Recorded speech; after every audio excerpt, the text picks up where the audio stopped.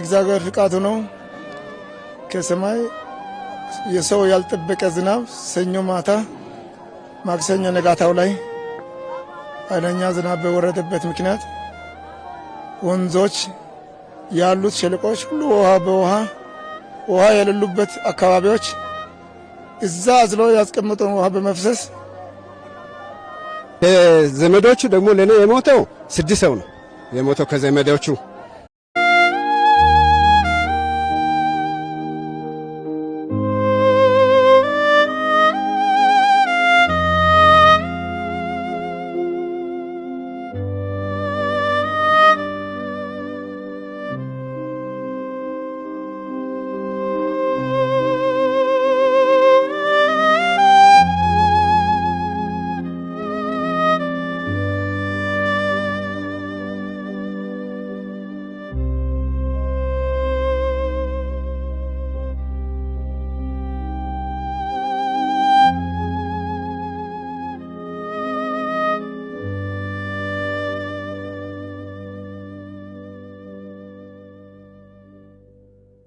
ያለውን አካባቢውና ህብረተሰቡ ላይ ባደረሰው ጥቃት አጠቃላይ ህዝብ ወደ ወንዞች ዳር የተጎዱትን ህዝቦችን ለማትረፍ ከየቤታቸው ንብረቱን ሲያወጡ መጀመሪያ ከናዳው በተናደበው ሳይሆን አቅጣጫውን ቀይሮ በሌላ በኩል ሰው አምልጦ እንዳይሄድ ግሬዳ በማድረግ እነደው ወደ ታች መሄድ ሲገባ ቀጥታ ወደ ህዝቡ መጥተው የሰዎችን ህይወት የሚፈልገው አጠቃላዩን ህዝብ በጩኸት የወጣው ነው ያላነሰብ ቁጥር ያልታወቀውን የልጆች ህይወት ሙሉ በሙሉ ለመጨረስ የቻለበት የሞቱ ምክንያት ይሄ ነው።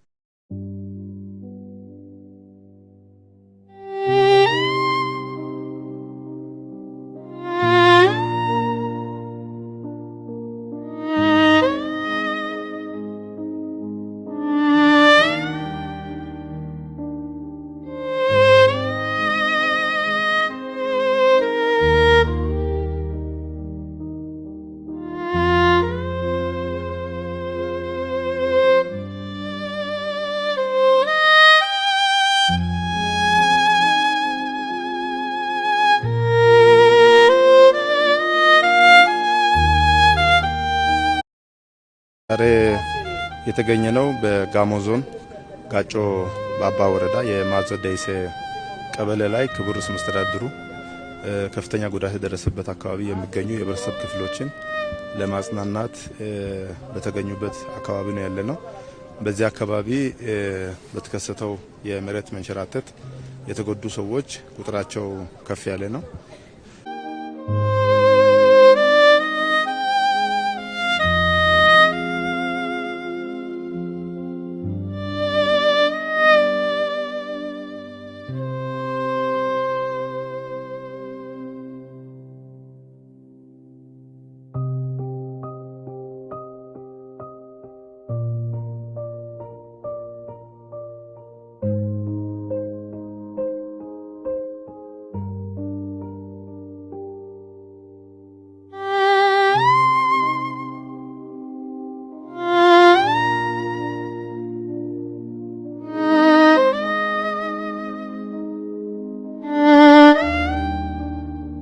በአካባቢው ለጉዞ ምቹ ባለመሆኑ ምክንያት የተለያዩ የትራንስፖርት አማራጮችን የጋማ ከብቶችንና የሞተር ሳይክሎችን በመጠቀም ነው ለአካባቢው ማህበረሰብ ሰብአዊ ድጋፍ እያደረስን ያለነው።